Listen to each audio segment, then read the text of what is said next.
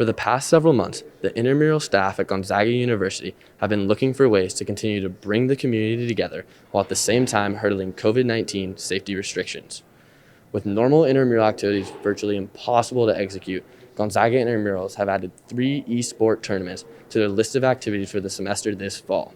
This is the first video game tournament Gonzaga Intramurals have organized, reaching out to a whole new community at the university. Tournaments for 3 of the most popular video games in Call of Duty Warzone, Fall Guys, and Rocket League are being added to Gonzaga Intramurals.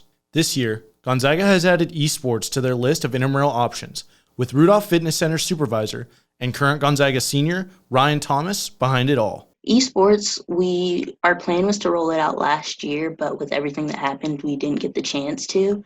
And then once COVID hit, we were like, oh, this is perfect.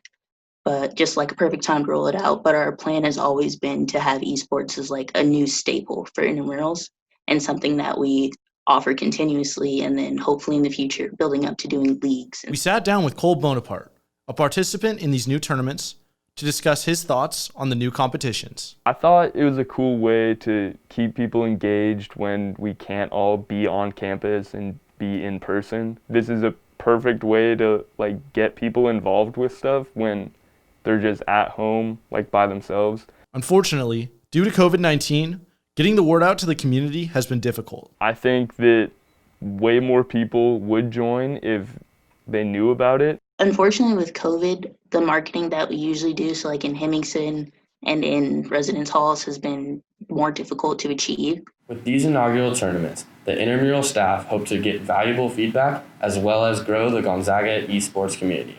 As for me, I'm going to go brush up on my skills. I'm Carter Culver with GUTV, and I'll see you all in the next tournament.